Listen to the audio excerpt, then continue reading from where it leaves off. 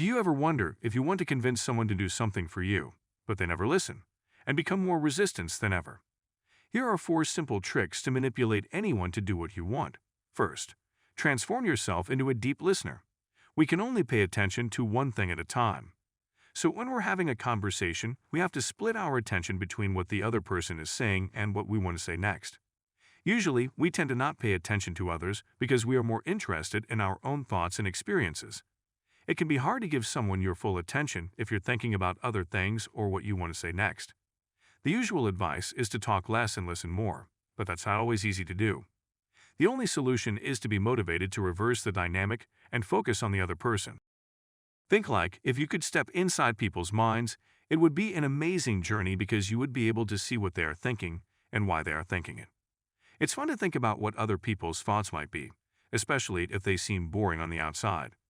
Everyone has a unique inner life, and it can be interesting to try to imagine what it's like.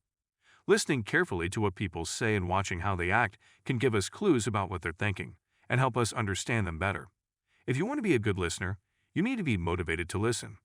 This means that you can't be too obvious about why you're listening.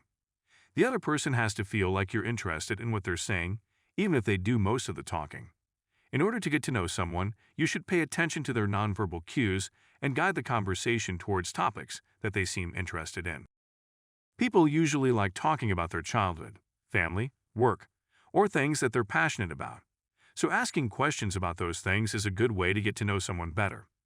When you are talking to someone, it is important to listen to them carefully. You can show that you are listening by making eye contact and nodding your head. Sometimes it is also helpful to repeat back what they have said in your own words. This lets them know that you are really understanding what they are saying. In the end, they will reveal about insecurities and unmet desires. In order to make the person you are talking to feel good about themselves, you should be the star of the show and make them feel like the encounter was fun. You should also be relaxed in their presence so that you can plant ideas and influence their behavior. Second, infect people with the proper mood. We can subtly influence the moods of other people by the way we act around them. If we are relaxed and happy, they will tend to mirror that mood and be influenced by it. One of the best attitudes to have for this purpose is one of complete indulgence, where we accept others as they are without judgment. Infecting people with a warm feeling of connection means making them feel good about you without them knowing why. Some people are good at this because they told jokes and stories that made people comfortable, and they sometimes touch others on the arm. Studies have shown that touching people's hands or arms can make them think positively about you without them knowing why. If you want someone to do something for you, it's important to make them feel like you believe in them. You can do this by having high expectations for them and making them feel excited about meeting you. Try to imagine the person you want something from in the best light possible. Third, confirm their self-opinion. If you want someone to do something, they must want to do it themselves or at least feel like it was their choice. The more they feel like they chose to do it, the more likely they are to do it. When you want to influence someone, you need to make them think that what you're asking for is something they already want. You can do this by making it sound like a rare opportunity or something that will make them happy. If you want to win someone over, it's better to give them small gifts instead of large ones. Large gifts make it too obvious that you're trying to buy their loyalty, which will offend people's sense of independence. Some might accept large gifts out of need, but later they will feel resentful or suspicious. Smaller gifts have a better effect. People can tell themselves they deserve such things and are not being bought or bribed. In fact, such smaller rewards, spread out over time, will bind people to you in a much greater way than anything lavish. If you tell someone they are wrong, they will usually get mad and stick to their opinion even more. If someone has a different opinion than you can prevent them from getting mad by being more neutral. You can also agree with their opinion, which will make them more likely to listen to you. There is one more dark trick. In order to win someone over, you should start by disagreeing with them about something, and then slowly start to see their point of view. This will make them feel smart and influential, and then they will be more likely to listen to you. Most people want to think of themselves as good people.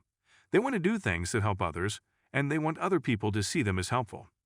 People usually don't like to think of themselves as selfish, and they want other people to see them as generous. If you want this kind of people to do something for you, then it's better to make them feel like they're helping with a bigger cause than just doing a favor for you. You should also be careful with the words you use to describe what you want them to do. For example, it's better to say team member than employee. It's a good idea to first make them feel like they're better than you. You can do this by doing something that makes you look bad and then asking for forgiveness. This will make them feel good, and then they'll be more likely to do what you want. You can also remind them of the times when they've done something nice for you in the past. This will make them feel good about themselves and more likely to want to help you out. Fourth, allay their insecurities. In order to get to know someone, it is important to understand their insecurities. These are the things that they are worried or anxious about. By talking to them and getting them to open up about these things, you can better understand them as a person. Some people are extra sensitive to words or body language that might make them feel insecure about their appearance or popularity. The best strategy is to praise and flatter the qualities that people are most insecure about. This makes them feel liked and appreciated. The key to successful flattery is to make it strategic. This means that you should praise people for things that they are unsure about. It is better to praise people for their effort, not their talent.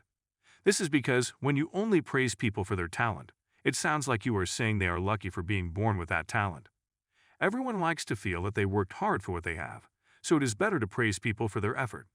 If you want to flatter someone, you should act sincere and choose qualities to praise that you actually admire. Remember that people can tell if you're being fake, so try to act like you genuinely feel the emotions you're expressing. Keep in mind that the person you're trying to flatter should have a high opinion of themselves, or else the flattery will seem fake. If you master this 4 technique, you can convince anyone to do anything for you. Hey, thank you for watching my video. If you enjoyed this video, make sure you subscribe and hit the like button. It will make my day.